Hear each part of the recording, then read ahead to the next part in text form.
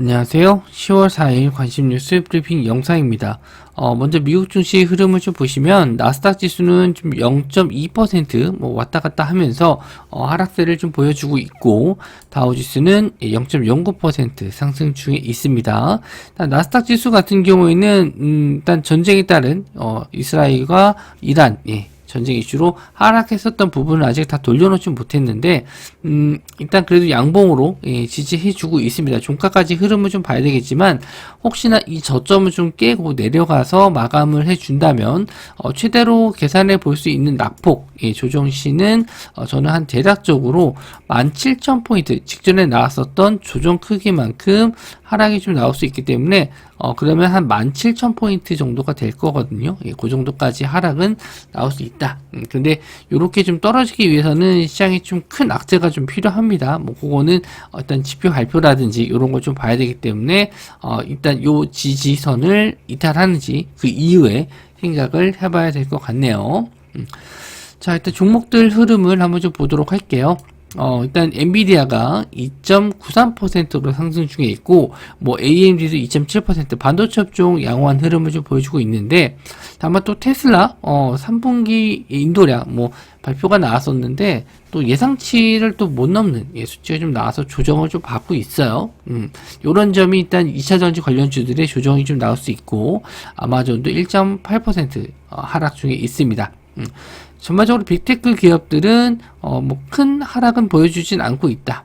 엔비디아 상승하고 있고 또 에너지 관련주들이 상승을 해주고 있는데 실시간 선물 가격 봤었을 때 지금 오일 가격이 지금 크게 상승을 하고 있어요. 그래서 이따가 말씀을 좀 드리긴 하겠지만 유가 상승 관련주들을 일단 보셔야 될 것 같고 그 외에 비철금속 가격은 소폭으로 좀 하락을 해주고 있습니다. 소폭은 아니네요. 2% 정도니까 하락을 해주고 있는데 일단 전쟁에 대한 우려감으로 유가는 상승을 해주고 있다라는 점 그걸 한번 좀 보시면 될 것 같은데 다른 원자재 가격, 곡물 가격은 크게 변동성이 없고 일단 보셔야 될 거는 유가 상승이다. 이렇게 보시면 될 것 같네요. 자, 일단은 종목들로 한번 좀 넘어가서 볼 텐데, 일단, 폐지 같은 유예, 민주당에서 이르면, 내일 금투세 결론 내겠다라고 했는데, 이거를 유예를 하기에는 좀 애매해요. 그러면 또, 2년 정도 뒤에, 또 결정을 해야 될 텐데, 그때는 또 대선이, 앞두고 있기 때문에, 그렇게 되면 그때 가서 또 금투세를, 하지는 못할 것 같습니다. 그래서 아예 지금 폐지를 하는 것도 민주당 쪽에서는 좋은 결정이 될 수도 있겠죠. 어쨌든 지금 상황에서는 주식 하시는 분들은 대부분 다 금투세를 폐지하기를 바랄 텐데 폐지로 결정이 된다면 지수에서는 좀 긍정적인 역할을 좀 보일 수가 있을 것 같습니다. 4일에서 5일 사이라고 했었으니까 확실히 그냥 4일날 발표해 주는 게 좋겠죠. 그래서 요걸 한번 좀 보시면 좋을 것 같고 기다려 보시면 좋을 것 같고 자, 그리고 중동과 미국 공급망 위기다. 유가 100불에 대비하는 시장이다 라고 합니다. 여러 가지 좀 안 좋은 내용들이 있죠. 미국 동부 항만 노조 파업, 그리고 이란과 이스라엘 원유 생산 시설 타격할 수 있다라는 우려감 커지면서 유가가 계속 상승 중에 있습니다. 그래서 미국에서 화물 선적이 중단되어 가지고 커피라든지 소고기 원자재 가격이 뛰고 있다. 아까 원자재 가격은 그렇게 선물 가격이 많이 올라가지는 않았는데 최근에 좀 많이 오르고 있었던 추세였던 것 같아요. 그래서 일단은 이런 유가 상승 관련주들 지금 유가가 급등을 했기 때문에 보실 수 있고요. 흥구석유, 한국석유, 중앙에너비스 이런 종목들이 있죠. 금요일날이 아니죠. 화요일날도 이미 좀 한번 상승을 좀 했어요. 갭으로 떴다가 음봉으로 좀 마감을 좀 했습니다. 근데 다시 한번 또 올라가지 않을까. 다시 한번 이 고점 확인할 수 있는데 패턴 자체가 상당히 좀 어렵다라고 말씀 좀 드렸죠. 역시나 갭 뜨고 나서 밀릴 수 있다라는 점. 왜냐하면 또 금요일이잖아요. 금요일이다 보니까 연휴 앞두고 또 상승했던 물량들 좀 차익 실현 나올 수 있기 때문에 이런 종목들은 항상 눌림목 자리에서 공략을 하시는 게 좋아요. 뜨는 자리보다는 상승했다 이런 눌림목 자리에서 공략을 하시는 게 좋은데 요런 자리도 눌림목이 좀 될 수 있습니다만은 확실히 저점에서 매수하신 분들에 비해서는 요런 높은 자리에서 따라가는 건 상당히 좀 위험합니다. 특히 이제 거래대금이 좀 많이 들어왔을 때는 고점에서 잡는 게 좀 리스크가 크니까, 일단 종가로 한번 베팅을 해봤다가 아침에 갭 뜨면 청산하는 전략. 요게 제일 좋아요. 그래서, 요런 종목들은 일단 금요일날 한번, 갭상승을 뜨고 나서 슈팅 나오면은 보내주는 거예요. 슈팅 나오면 보내주시고, 혹시나 이렇게 조정을 좀 받아서 뭐 이렇게 비슷한 모양으로 음봉으로 마감한다면 종가로 베팅해서 노려보고, 뭐 주말 동안에 또 전쟁에 대한 이슈 나오면 뭐 월요일에 갭 떴을 때 청산하는 전략 이렇게 가져가셔야지, 여기서 아침에 장중에 따라 올라가는 거 요거 따라가시면은 물론 실시간으로 대응되시는 분들은 수익을 내실 수가 있겠지만, 만약에 장중에 이거 아침에 사놓고 오후장 왔는데 그냥 쭉 빠져 있는 경우도 있어요. 그래서 그런 부분은 좀 위험하다 이렇게 좀 보실 수가 있고, 대장주로는 흥구석유 보시면 될 것 같습니다. 그리고 한국석유, 그리고 중앙에너비스까지 보실 수가 있는데, 거래대금상으로 보더라도 흥구석유 대장주니까 흥구석유를 보시면 될 것 같네요. 이스라엘군이 전투기로 레바논 헤즈볼라 정보 본부 타격한다. 이제 비슷한 내용이죠. 여기서 유가 백불에 대한 내용과 그리고 전쟁 관련 이슈 이어서 방산 테마 좀 보실 수 있는데, 스페코, 한일단주, 빅텍 이런 종목들을 보실 수 있어요. 근데 이런 종목들은 지수가 좀 빠지게 되면은 그럴 때 좀 상승을 좀 많이 하거든요. 그래서 일단 스페코 같은 경우에는 갭 뜨고 나서 훅 밀었죠. 자, 이렇게 좀 많이 빠지게 되면 아마 여기 악성 매물들이 좀 많아서 쉽지 않을 것 같아요. 그래서 공략을 하시기에는 좀 어려운 종목이 될 수 있습니다. 그래서 또 아예 그냥 더 빠지는 경우, 가격이 더 밀려서 내려오는 경우에는 뭐 잡아보실 수 있겠죠. 그런데 여기서 그냥 떨어지는 걸 잡는 게 아니고 떨어지고 반등할 때 잡아야 돼요. 그래서 그거는 좀 애매합니다. 저도 일단 반등은 좀 나올 수 있을 거라 보는데 공략을 하기엔 좀 어려울 것 같아요. 그래서 일단 알려만 드리고 관심 있게는 보기 어려울 것 같은데, 한일단조라든지 빅텍이라는 기업들도 좀 올라오긴 했어요. 근데 지금은 이제 한일단조가 좀 올라오긴 했는데, 이거는 최근에 올라간 종목들은 아니에요. 빅테크하고 스페코는 관련주로 좀 엮이면서 상승이 좀 나왔었는데, 한일단조는 화요일날 새롭게 한번 좀 올라왔었던 종목이고, 일단 방산 테마 쪽 중에는 오히려 대형주 쪽을 좀 보시는 것도 괜찮을 것 같습니다. 그래서 일단 요 테마성을 띄는 종목들은 스페코 같은 경우는 상당히 좀 음봉이 좀 길게 떨어졌는데 거래대금이 그렇게 많지는 않아서 그래도 한번 여기서 이제 한 번 더 올라갈 수는 있을 것 같은데, 요 매물 다 소화하고 올리려면은 거래대금 좀 많이 터져야 될 것 같아요. 그래서 좀 쉽지는 않을 것 같습니다. 자, 리튬 배터리 폭발 위험을 구리 호일로 막는다. 뭐 이런 기사가 나왔습니다. 최근에 배터리 폭발에 대한 기사 내용은 딱히 나오진 않았어요. 그래서 혹시나 배터리 화재 사고가 나왔다면은 요 뉴스가 좀 힘을 좀 받을 텐데, 최근에는 그런 내용이었고, 날씨가 이제 또 추워지잖아요. 갑자기 이제 기온이 떨어지면서 이렇게 됐었을 때 배터리 폭발 사고는 좀 덜해질 수 있습니다. 그런 부분도 이제 영향을 좀 줄 수 있는데, 일단 뭐 내용 자체는 알고 계시면 좋을 것 같아요. 그래서 예전에도 이거랑 똑같은 내용은 아니지만 태성이라는 기업이 그 배터리 화재 폭발을 막는 이 동박 공급한다라는 이슈로 좀 상승을 했었거든요.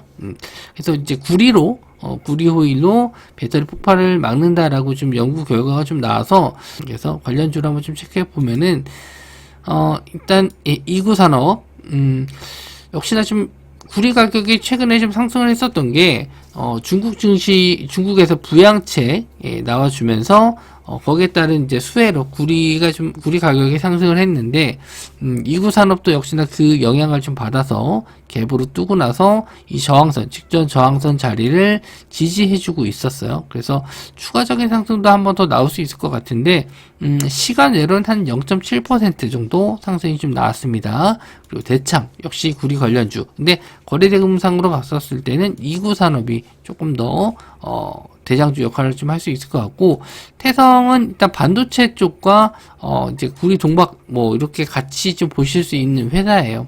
그런데 이미 좀 많이 떴죠. 그래서 신고가 자리이기 때문에 따라가는 게 상당히 좀 리스크가 있습니다.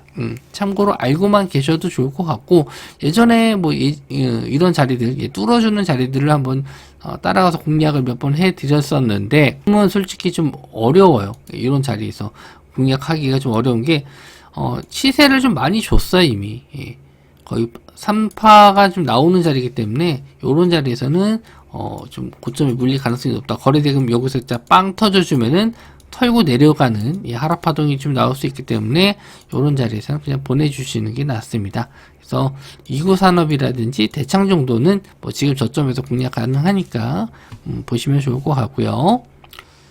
자, 다음은요. 우리나라 기사는 아니고요. 미국에서 나온 기사인데, 구글은 원자력 발전소에서 조달을 고려하고 있다. CEO 피차이는 말합니다. 라고 기사 내용이 있는데, 이 내용을 한번 좀 해석을 해보면, 순다르 피차이 CEO는 구글이 인공지능 프로젝트에 대한 막대한 에너지 수요를 충당할 수 있는 방법을 모색하는 과정에서 원자력 발전소에서 데이터 센터로 전기를 가져오는 방법을 고려하고 있다. 그래서 앞으로 이제 데이터 센터가 계속 늘어나고 있는 추세인데, 여기에 따른 전력 수요를 원자력에서 가져와야 된다라고 했습니다. 그래서 현재 지금 미국 원자력 관련주 쪽이 상승을 좀 해주고 있는데, 우리나라에서도 마찬가지로 좀 영향을 좀 받을 수는 있겠죠. 원전 같은 경우에는 일단 수주권이 나와야지만 우리나라에서 크게 상승을 했는데, 체코 수주권 이후에는 딱히 지금 추가적인 내용들이 없어서 조정을 좀 많이 받았는데, 잠깐 좀 반등을 해줄 수 있을 만한 내용으로 좀 보입니다. 한전산업, 우리기술, 두산에너빌리티, 지드파워, 한신기계, 이런 종목들이 있고요.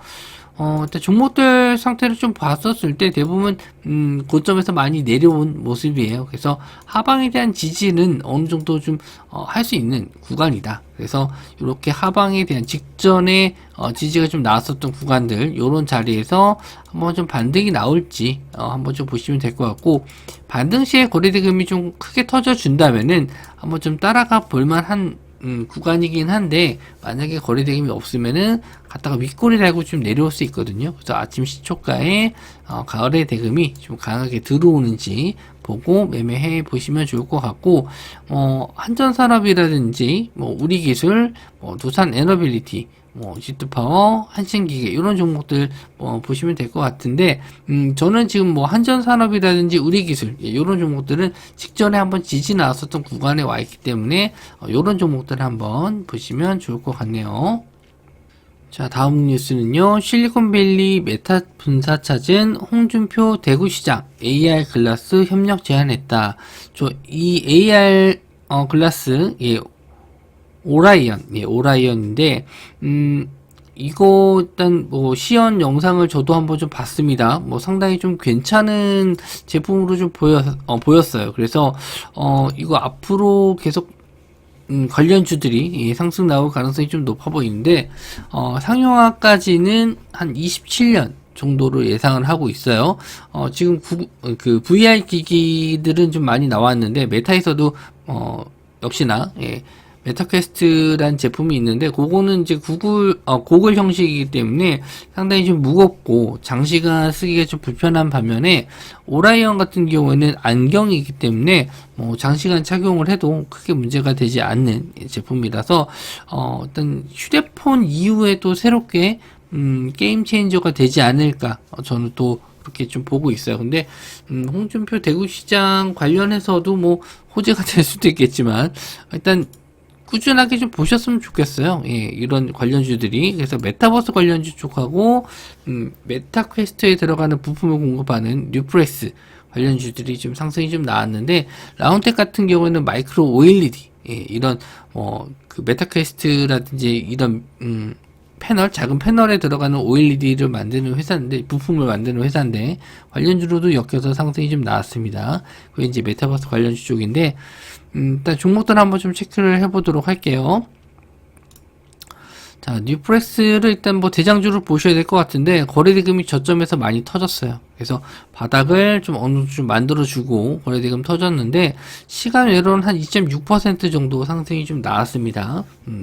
이 고점을 한번 좀 뚫어줄지를 좀 보셔야 될 것 같고 재료는 그렇게 크진 않은데 이 홍준표 시장이 간 게 뭐 그렇게 큰 이슈는 아니지만 일단 종목의 흐름이 좀 살아나는 분위기이기 때문에 뉴프렉스를 한번 좀 보시면 좋을 것 같고 그 라운텍 같은 경우에는 거래대금이 그렇게 크게 나오지는 않았어요. 그래서 이 종목은 대장주로서는 좀 애매하다 이렇게 보실 수 있고 넥스터 그리고 자이언트 스텝 이렇게 있는데 자이언트 스텝 같은 경우에는 예전에 처음 메타버스 나왔을 때는 엄청 크게 상승했었던 종목이에요. 그래서 예전 스텝 한번 좀 길게 한번 보시면 아직 좀 생소하실 겁니다. 예전에 처음 메타버스 나왔을 때 이게 뭐야 라고 했었을 때 거의 뭐 10배거 가까이 좀 갔었던 종목이거든요.